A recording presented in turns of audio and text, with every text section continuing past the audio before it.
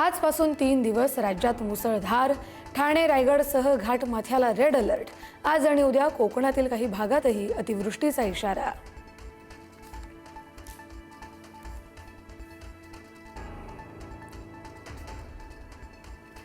आजही मुंबईसह उपनगरात मुसळधार पाऊस. रात्रीपासूनच कोसळधार सुरूच.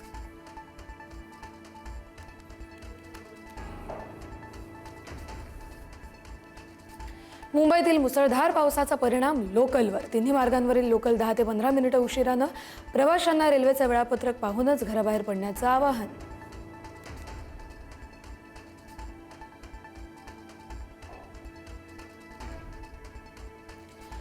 मुंबईमध्ये मॅनहोलमध्ये पडून असलम शेख नावाच्या व्यक्तीचा मृत्यू. साकीनाक्याच्या खैरानी रोडवरची घटना.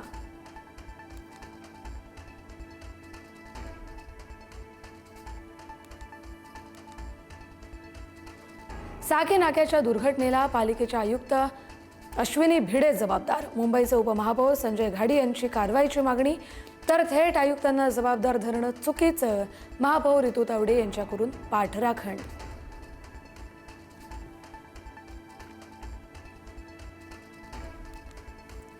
साकीनाका मॅनहोल दुर्घटनेप्रकरणी 4 अधिकाऱ्यांचं निलंबन. सहाय्यक आयुक्त, वॉर्ड ऑफिसर, दुय्यम अभियंता आणि कनिष्ठ अभियंता निलंबित.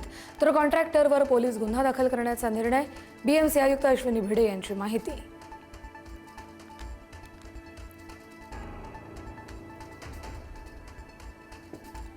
मुंबईसह ठाण्यात झाडांची पडझड सुरूच. चर्चगेट रेल्वे स्थानक, मरोळ परिसरामध्ये झाड कोसळलं.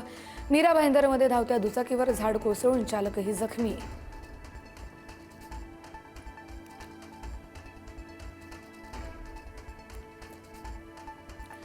मीरा भाईंदरमध्ये मुसळधार पावसामुळे झाड कोसळलं. सुदैवाने जीवितहानी टळली.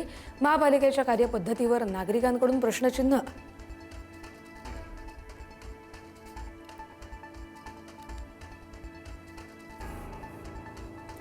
अधिवेशनादरम्यान भाजपचे मंत्री आणि आमदार सभागृहात वारंवार गैरहजर.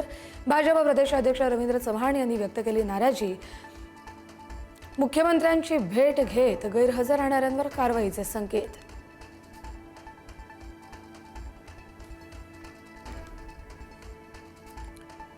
सचिन को खेलने दो. स्कोर वाढल्यावर दुसऱ्या खेळाडूंना देखील आणणार. शिंदेंसोबत गेल्यावर सचिन अहिर यांचं सूचक वक्तव्य.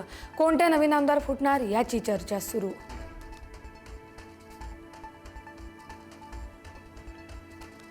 फिफा विश्वचषक 2026 मध्ये अटीतटीच्या सामन्यात पोर्तुगालचा विजय.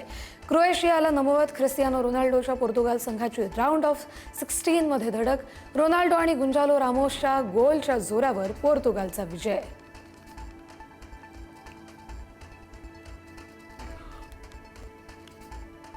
Thank you.